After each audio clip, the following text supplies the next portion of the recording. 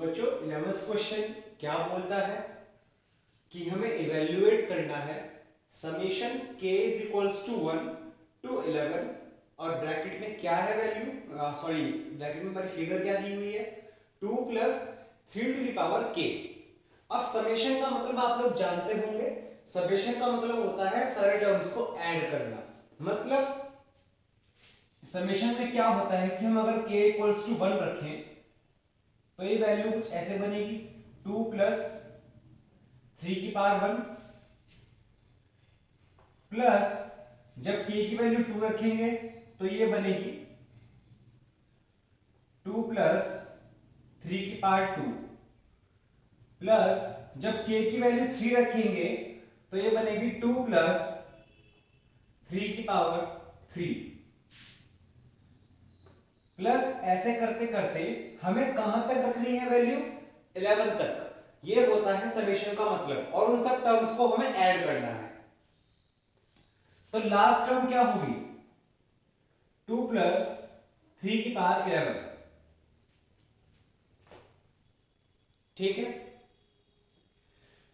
तो अब देखो मैं इसको कुछ इस तरह लिख सकता हूं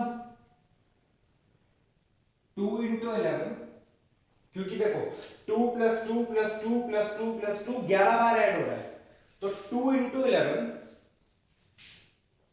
प्लस 3 की पावर 1 प्लस 3 की पावर 2 प्लस 3 की पावर 3 प्लस अप टू 3 की पावर 11 ये हो रहा है। अब ये तो जीपी है,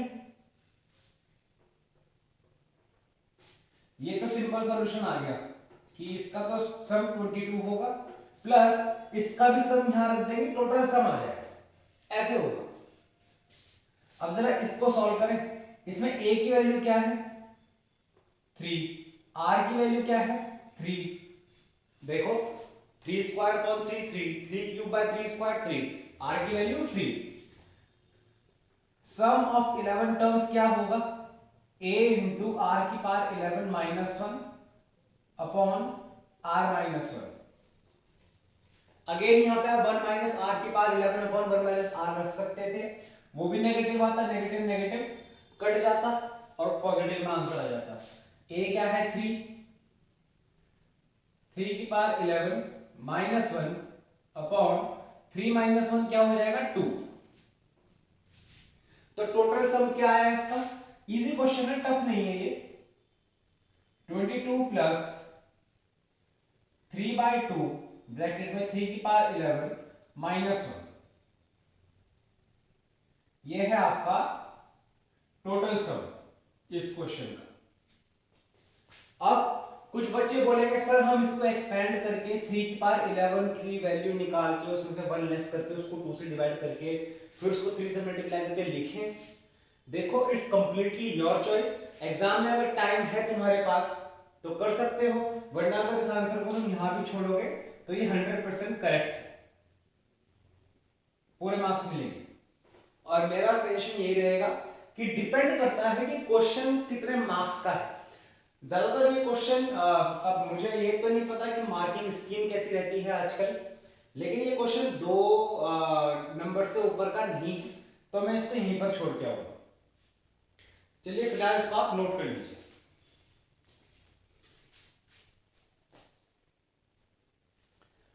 अगेन 12th क्वेश्चन बहुत इजी है, इस तरह के क्वेश्चन मैंने आपको एग्जाम्पल में बताए भी थे कि कैसे करते हैं, तो मैं यहाँ पे सिर्फ इसकी हिंट देता हूं। Sum of 3 terms of GP is 39/10, their product is 1, find the terms. देखो यार 3 टर्म जब आपको लेने थे तो मैंने आपको सिंपल सा तरीका बताया था कि 3 टर्म जब आपको लेने हो तो आप कॉमन रेशियो रखना कितना r। 3 टर्म क्या लिए थे हमने a by r, a r, यही लिए थे हमने 3 टर्म। जब मैंने आपको पूरा बताया था कि 3 टर्म कैसे लेते हैं, 4 टर्म कैसे लेते हैं, 5 कैसे लेते हैं, 6 कैसे लेते हैं, उसमें 3 हमने इस तरह लिए थे। कुछ नहीं करना है इस क्वेश्चन में, क्या करना है देयर प्रोडक्ट इज 1, तो a by r into a r is equals to 1। यहां से r कट गया, a क्यूब 1 आया तो a की वैल्यू 1 आ गई। यहां से इतना तो सॉल्व हो जाएगा ये। बाद में क्या कहता है वो, देयर सम इज 39/10, तो a/r plus a r is equals to 39/10, तो 1/r plus 1 plus r is equals to 39/10। तो अगर थ्रू आउट में r से मल्टीप्लाई करूं तो 1 plus r square is equals to 39r/10, ये बनता है। ठीक है। तो ये क्या बनी value, r square minus 29/10r plus 1 is equals to 0, ठीक है। तो ये आया 10r square minus 29r plus 10 is equals to 0। ये पूरा क्वेश्चन ही सॉल्व कर दिया मैंने। हमें कुछ ऐसा टर्म फैक्टर्स निकालने हैं जिनका सम तो -29 हो और प्रोडक्ट हो 100। देखो 10 to 10 100 हो जाएगा, ठीक है। तो सिंपल सी बात है, 10r square minus 25r minus 4r plus 10 is equals to 0, ठीक है। यहां पे आप क्या करोगे, 5r कॉमन ले लो, अंदर क्या बचेगा 2r माइनस 5 माइनस 2, अगर मैं ऐसे -2 कॉमन लेता हूं तो अंदर 2r माइनस 5। अब r की वैल्यू एक तो आ गई आपकी 2/5, एक r की वैल्यू आ गई आपकी 5/2। एक बार 2/5 वैल्यू रखो r की इन तीनों टर्म्स में और तीन टर्म निकाल दो, एक बार 5/2 रखो वैल्यू और तीन टर्म्स निकाल दो। सिंपल क्वेश्चन था, फटाफट से नोट करो।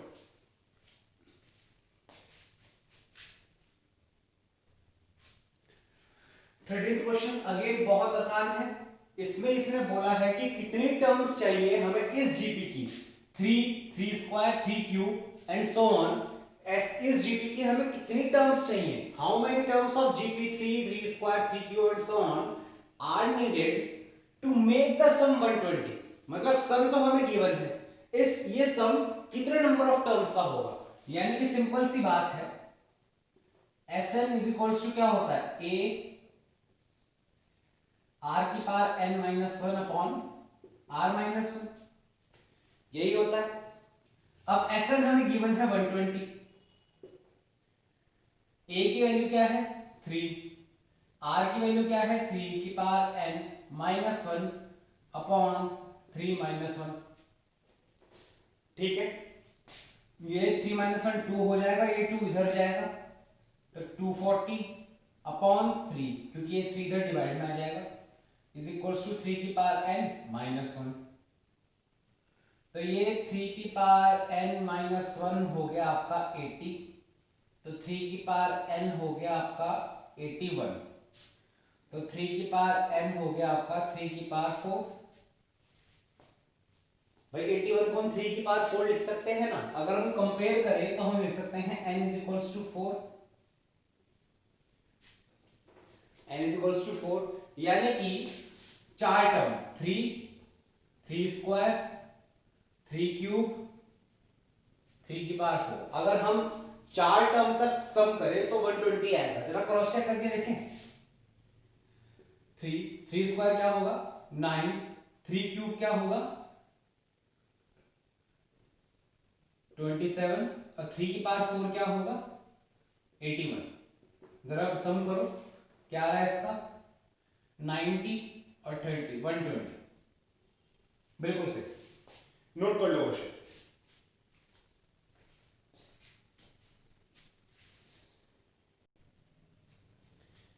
देखो बच्चों, ये क्वेश्चन थोड़ा सा इंटरेस्टिंग है। कैसे, देखो, sum of first 3 terms of GP is 16, ठीक है। एक जीपी है, उसके पहले 3 टर्म का सम 16 है।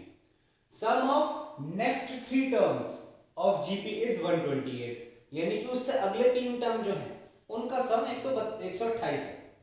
हमें निकालना है कॉमन रेशियो, हमें निकालनी है फर्स्ट टर्म, हमें निकालना है सम ऑफ n टर्म्स।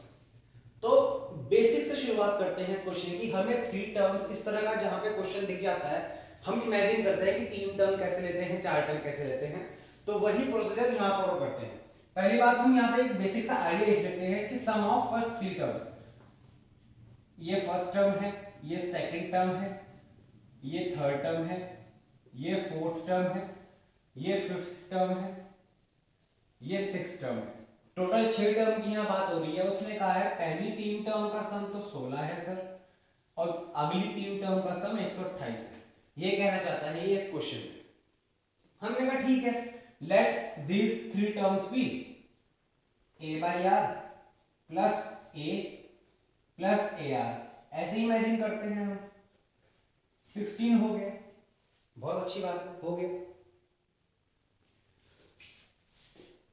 यहां पे क्या कहता है वो, अब देखो नेक्स्ट 3 टर्म, अगर थर्ड टर्म आपकी ए आर है तो फोर्थ टर्म लॉजिकली क्या होनी चाहिए, ए आर स्क्वायर, और फिफ्थ टर्म क्या होनी चाहिए, ए आर क्यूब, और सिक्स्थ टर्म क्या होनी चाहिए, ए आर की पावर 4। ठीक है, इज इक्वल्स टू 128। नहीं समझ में आया? देखो इमेजिन करो a by r first term थी, हम कॉमन रेशियो r रख रहे हैं। फर्स्ट टर्म हमारी a बाई आर थी, तो second term a by r into r a हो गई, third term a into r a r हो गई। ऐसे ही हम 3 टर्म निकालते हैं। फोर्थ टर्म क्या होती है, कॉमन रेशियो मल्टीप्लाई होता है नेक्स्ट टर्म में, तो a r में r मल्टीप्लाई करेंगे तो a r स्क्वायर, इसमें r करेंगे तो a r क्यूब और a r की पावर 4। ठीक है, अब देखो सपोज करो अगर मैं इस इक्वेशन को throughout multiply by r cube, throughout multiply by r cube, क्यों कर रहा हूं आपको पता लग जाएगा। ये मैं आपको करके दिखा रहा हूं, थोड़ा दिमाग लगाना पड़ता है क्वेश्चन सॉल्व करने के लिए। कैसे करें, हमने क्या कहा भाई, थ्रू आउट आर क्यूब से मल्टीप्लाई कर दो। हमने कहा ठीक है, फर्स्ट टर्म को करें तो a by r into r cube, ये हो जाएगा ए आर स्क्वायर। ये हो गई आपकी इक्वेशन 1, ये हो गई इक्वेशन 2। ठीक है, सेकंड टर्म क्या हो जाएगा, ए आर क्यूब, थर्ड टर्म क्या हो जाएगा, a इंटू आर की पावर 4, और इधर आ जाएगा आपका 16 आर क्यूब। ये हो गई इक्वेशन 3। अब देखो कंपेयरिंग 3 एंड 2, जरा कंपेयर करके देखो, इसका एलएचएस क्या है और इसका एलएचएस क्या है, दोनों सेम है। देखो यहां से A R square A R square, A r cube A r cube, A R की पावर 4 ए आर की पावर 4, वैल्यू क्या है 16 आर क्यूब, और न्यूमेरिक वैल्यू क्या है 128। तो हमारे पास r की टर्म्स में सिर्फ ये इक्वेशन बन गई। अब हम क्या करेंगे, r cube is equals to 128 upon 16, 128 upon 16, ये कट रहा है नहीं चीज से, देखो 16 8 टाइम्स, तो आर क्यूब की वैल्यू आ गई 8, तो आर की वैल्यू क्या होगी, आर क्यूब की वैल्यू आ गई 2 क्यूब, तो आर की वैल्यू हो गई 2, आर की वैल्यू हो गई 2। अब इस r की वैल्यू को आप इक्वेशन 1 में रखो, तो ये हो जाएगा आपका a बाई 2 plus a plus 2a is equals to 16। तो ये हो गया आपका a plus 2a plus 4a is equals to 32, 7a is equals to 32, तो a की वैल्यू आ गई 32 अपॉन 7। ठीक है, हमने कॉमन रेशियो भी निकाल दिया, हमने फर्स्ट टर्म भी निकाल दी। अब सम ऑफ n टर्म्स हमें निकालना है, तो कुछ नहीं करना, सम का फॉर्मूला क्या होता है, कहां लिखूं, यहां लिखूं, सम ऑफ n टर्म्स क्या होता है, a r की power n minus one upon r minus one. तो a की वैल्यू रखो 32 अपॉन 7, r क्या है 2 की power n minus one upon 2 minus one, 2 minus one 1 हो जाएगा, तो इसको हटा दो। तो सम ऑफ n टर्म्स क्या है इस क्वेश्चन में, 32 ब्रैकेट में 2 की power n minus one upon 7, यह आया सम ऑफ n टर्म्स। नोट कर लो क्वेश्चन।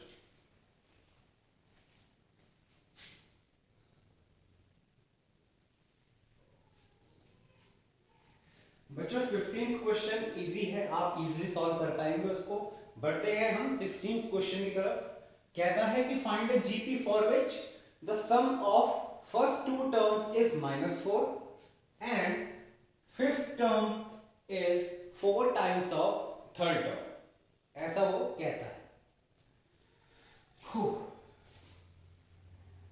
पहली टर्म, दूसरी टर्म,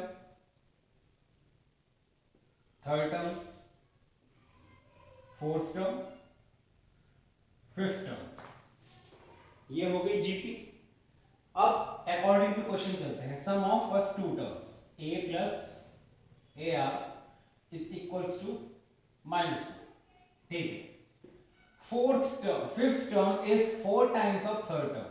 फिफ्थ टर्म क्या है, ए आर की पावर 4, किसके 4 टाइम्स है, third term A R square. तो यहां से मैं a से a काटूं, आर स्क्वायर से ये आर स्क्वायर बचेगा, तो आर स्क्वायर की वैल्यू 4 आ गई, तो r की वैल्यू ±2 आ गई। अब आपको क्या करना है, दो सिचुएशन देखनी है। एक बार रखना है r इज इक्वल्स टू +2, एक रखना है r इज इक्वल्स टू -2। यहां से आप a की वैल्यू निकालेंगे, यहां से आप a की वैल्यू निकालेंगे, कैसे, यहां पुट करके r की वैल्यू यहां पुट करो और a की वैल्यू निकालो।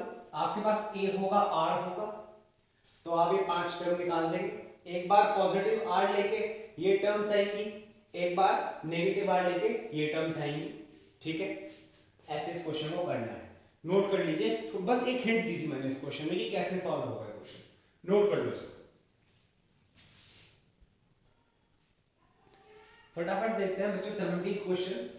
Fourth term, 10th term and 16th term of GP is xyz respectively, prove that xyz are in GP. भाई फोर्थ टर्म क्या होगी, ए आर क्यूब, क्या गिवन है x। 10th टर्म क्या होगी, ए आर की पावर 9, क्या गिवन है y। 16 टर्म क्या होगी, ए आर की पावर 15, क्या गिवन है z। हमें क्या प्रूव करना है कि एक्स वाई जेड जीपी में है। टू प्रूव, अगर एक्स वाई जेड जीपी में है तो दो तरीके से पॉसिबल हो सकता है कि हम इसको प्रूव करें। क्या है दो तरीके, मैं आपको बताता हूं। पहला तरीका तो ये है कि अगर x, y और z are in GP, if लगेगा यहां पे, if x y z are in GP, then y by x should be equals to z upon y। भाई कॉमन रेशियो होना चाहिए, चलो करके देखते हैं। y by x क्या होगा, a r की power 9 upon a r cube,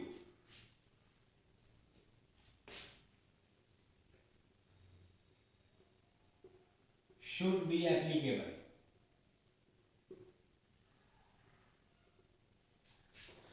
क्या आ रहा है ये, r की पावर 6, जरा z बाय y यहां पे लिखो, y by x is equals to, अब लिखो z by y is equals to क्या होगा,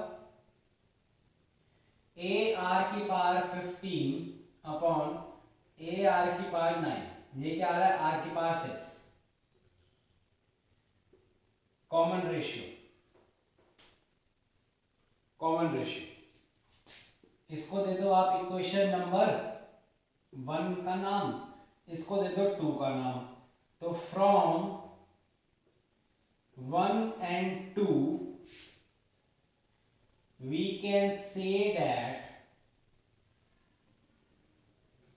x, y, z are in GP. दूसरा तरीका,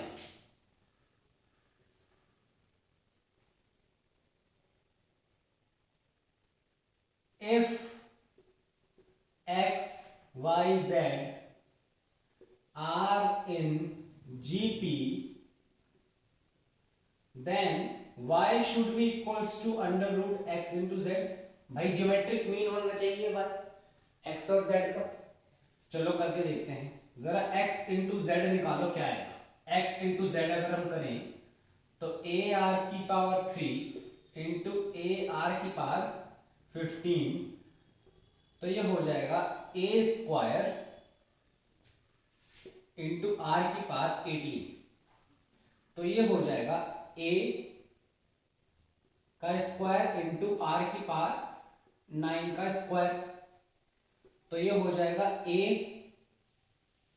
r की पावर 9 का होल स्क्वायर। भाई 18 को मैं 9 ऐसे लिख सकता हूं ना, 9 इंटू 2 हो जाएगा 18, ठीक है। जरा अंडर रूट एक्स जेड निकालो, क्या हो जाएगा, a r की पावर 9, भाई स्क्वायर स्क्वायर हट जाएगा इधर से, और a r की पावर 9 किसके इक्वल है, y के। Since y is equals to under root x into z implies y is geometric mean, implies x, y, z are in GP। ठीक है, नोट करो।